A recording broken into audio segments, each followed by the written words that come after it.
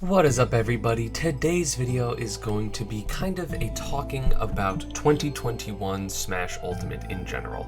Obviously, the first half of the year was still largely online. I think the first major, if you could want to consider that, was InfinityCon back in May, but really events started happening in terms of large-scale majors. Well, it was an invitational, but Summit, Ultimate Summit 3, and then the first open major was Riptide, all the way up to the Smash World Tour Championships. So I just want to talk about what happened in 2021, what I think of the matches, what I think of the level of play, and of course the storylines moving forward into 2022, because this game is heating up and I love it. But first, I'm curious as to what your favorite tournament was since offline came back again, all the way from Ultimate Summit 3 to Smash World Tour Championships. Let me know down in the comments below, and while you're down there, don't forget to subscribe and turn on notifications. I would just appreciate it. Again, I want to do this type of content as well, where it's just more so me talking and not just about gameplay, just about characters. So I like this is fun. So first off, the play. Obviously, for a long time, we just had online, and it was hard to enjoy watching online gameplay, except for just, new characters or buff characters getting changes and seeing what could happen from there. The gameplay before the first half of 2021 was very, not great, from myself included. I just think online was really stunting of people's personal growth in terms of their gameplay, but offline has suddenly made people emerge so quickly, so precisely, and people are playing absolutely amazing. You have people like Elegant, who somehow didn't really take online that seriously, suddenly come out and be a top 10 player. Of course, you have Spargo, probably one of the best online players, him and Tweak, probably the two best online players, come back with a huge upsurge in his play, getting, I think, at worst, third. I think he got sixth at the Mexico or the Central America qualifiers for Smash World Tour, but in terms of the open tournaments, he got third at worst, which is ridiculous. You have Tweak with the new main still be dominating, although again, not exactly to his Summit performance again.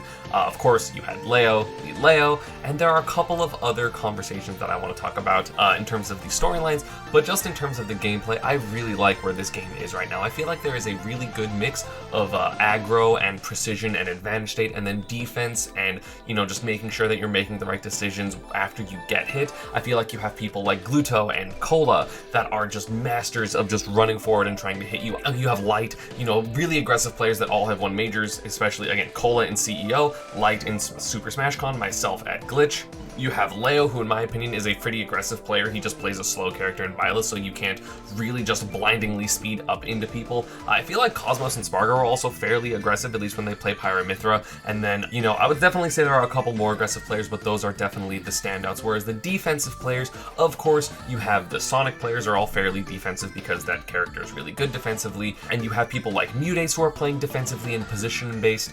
You have Tweak playing defensively, but again, he has explosive offense. I just overall think people's advantage states are getting really good, because right before, I feel like, quarantine happened, there was a lot of people just using fast fall air dodge as a way to get at a disadvantage, and now the name of the game recently has been punishing fast fall air dodge. I think Spargo is one of the best at that in the world. I think Tweak is amazing at it. I think Leo's really good at it. There are so many top players that are absolutely destroying people for going for the best defensive options, and it's making people not know what to do in advantage, and sometimes people are getting hit once and dying. Think of Fatality, think of Mars even though Zero Suit got nerfed. There are so many players that will hit you once and advantage state you to death, and I really like it. Like, there are so many people that are just pushing what their character can do in true combos, and then also in the post-combo advantage state and edge trapping and edge guarding, and I really like it. Speaking of edge guarding though, I do still think that is one of the weakest parts of people's play, and going into 2022, I want to see more people edge guard. It's one of my favorite things about watching Leo win is he's just edge guarding everybody. He edge guards Tweak, he edge guards, all the Pyramithra players, he edge guards literally everybody. He, like him against Cola at Smash World Tour Championships, he edge guarded Cola, I'm pretty sure 7 of the 9 stocks. Matchup. Yeah, right here. Can a terrible is to force that situation. Yeah, that was. Yep. But you already, I mean. Of course, Byleth has good tools for it, and a lot of people, honestly, in the meta don't have good edge guarding tools because the meta is favoring edge trapping over edge guarding, but I think especially with characters that are susceptible off stage that are currently meta, such as Byleth, such as Pyramithra, such as Roy, I really think that people need to work on their edge guarding and do a little bit better at that because it can make stocks end even earlier and provide comebacks and or bigger leads or just bigger swings in games, and I think that would be absolutely huge for so many players. Another thing that I want people to really focus on as the game is evolving, because I think it's extremely important, again, in the current meta, with Mithra Nair, Pyra Nair, Byleth Nair being very dominant forces, I really want people to work on their frame data memorization and out of shield options, because I feel like a lot of people are getting away with hitting people's shield for no reason. Like, these characters aren't even pancaking, they're not Pikachu privileging through that, and yet people are not punishing -9s, -10s, or even more than that, because they're scared and don't know their optimal punish. I would love for people to just kind of read the options, read the frame data, and know what can be punished, so that way people can play a more honest, neutral, and, you know, even if moves are good, like, again, Mithra and Byleth Nair are still good moves, right? Like, you know, being punishable doesn't necessarily mean there's no mix-up on the timings of when you fast fall, and there's other reasons why those moves are good, but I just want to see things challenged more in general, because I just feel like there's a lot of things that people, even at top level, are getting away with really, really hard, and I just want to see people punish that type of thing more. But other than those two things, I think, honestly, the gameplay is really, really special. I think people are punishing techs really hard, I think people are conditioning really hard, I think people are, again, using really good defensive options and offensive options overall. So the last thing I want to talk about is my favorite storylines going into 2022. The one I'm just going to get out of the way first, the continued dominance of MKLeo, but not just his dominance, but his dominance with a character he loved and not just a character he thought was broken. Again, I don't think that people at the top level are willing to play a character that they don't believe in, but obviously I think even talking to Leo, I talked to him at Smash World Tour Championships, he thinks that Byleth is, I think, around 20 to 25 area on the tier list, not the number 1, number 2, number 3 character, which most people would believe Joker is, but in Ultimate, that is enough to win, and Leo, already being the best player pre-quarantine, is continuing to be the best player now, is proving that you can do it as long as you believe in your character and your character isn't like a bad character. Because I mean, a lot of people would consider Byleth, what, bottom 25 or 30 before Leo started dominating with him, and now most people put him in at least high tier or even top tier for certain people. So I don't know, Leo's dominance with a character that isn't necessarily broken is absolutely fantastic, because we saw it early game with Ike, but Ike was a really good early game character because people didn't know how to parry, and he was really strong in kill confirms, and he was really punishing if you messed up, and Leo of course had the spacing and the game knowledge, regardless of how early the game was, to kind of get away with that. He had his Lucina after that, and Lucina was generally considered a much better character than Ike.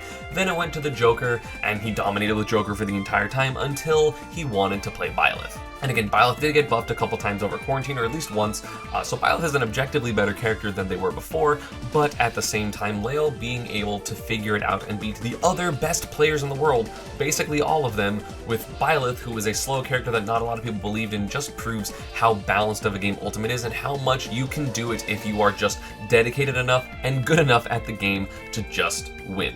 And of course, the number 2 storyline is the number 2 player, Spargo. He is a young Mexican player, very similar to Leo's upcoming story in terms of he was really young and he was amazing. Spargo, of course, getting a lot of airtime in the online era, but a lot of people, including myself, just to be completely transparent, did not believe that he would be the top of the top players, and then offline came back and he got 3rd, and he got 4th, and he got 2nd, and he got 3rd, and 2nd, and 2nd, and he took a set from Leo, and he's beating Tweak, and he's beating everyone. He's beating Japan and Zachary and T, and he's just beating people, and he's just not losing really to anyone except for Leo, and then occasional people here and there, like Cosmos at Smash World Tour Championships. You have Wadi, and like that, and Chag, who's a fellow Mexican, so he's not really losing to a lot of people, and he's beating everyone else that is in the top 10. But again, as I kind of mentioned in my video on Spargo, he's not just beating people, he's destroying people. He is absolutely bodying most people, including the other people in the top 10, which is incredible. His story in terms of his rise through the ranks, just from CEO when we almost saw him beat Mars but didn't quite make it, into not really being able to travel, making himself more known and gaining a lot of skills during the quarantine era, especially with Cloud, who was a good character then, but it just helped him learn his game sense.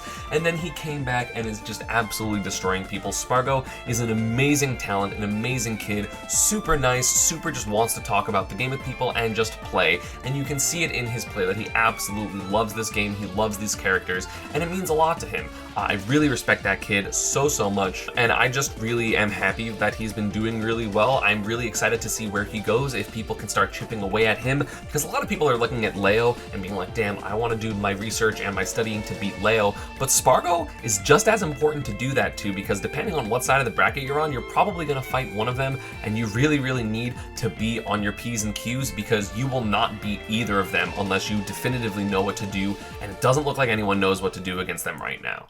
A big story that I want to talk about isn't necessarily about one person, but it is just the lack of consistency in the rest of the top 10 or 15 players. There are a ton of players that have done well at tournaments. You have Elegant, you have Light, you have myself, you have Mars, and now we have Zomba and Cosmos, and several of these people have got top 8 multiple times, and some have won majors. But it is very difficult in this game, I feel like, in these brackets and all these character varieties and all of these matchups you have to learn and all this pressure. It is really hard to consistently top 8 in this game, and I feel like one of the biggest things into breaking into that top 3 or 5 is getting those consistent top 8s. You have people like Meister who are pretty consistent at it, you have people like Tweak who are pretty consistent at it, people like Proto and Zachary, which is why I would probably put those 4 players kind of next in my best players list, but there's a large chunk of players that are having a difficult time consistently getting top 8. It's top 8 and 33rd and 17th and 4th and 17th and 25th, and it's really difficult. So basically, in my opinion, I feel like a big storyline is seeing who can become more consistent. I think Cola is obviously one of them, winning CEO. He won the Smash World Tour East qualifier, he got top 8 at Smash World Tour Championships, he got top 8 at SmashCon, but he still has randomly plagued with a 17th, a 33rd, a 49th.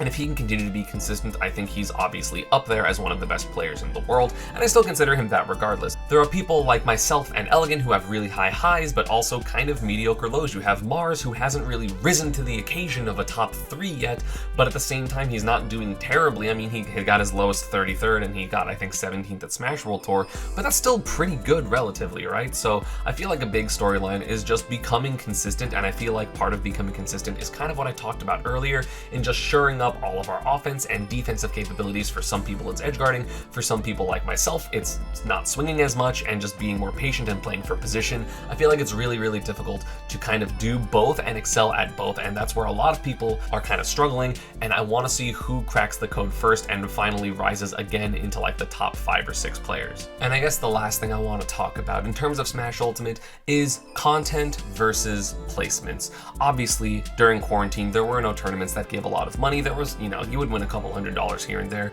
but there generally was not big payout tournaments like there were beforehand and like there are now. So a lot of people, including myself, turn to content to kind of make their living, and people are comfortable with that content making them that living. So basically a storyline that I want to see is people either choose content or choose competing. I know Void isn't really going to tournaments that much, but that's mostly out of a fear of COVID, which is totally valid and I completely understand. So he's favoring the content.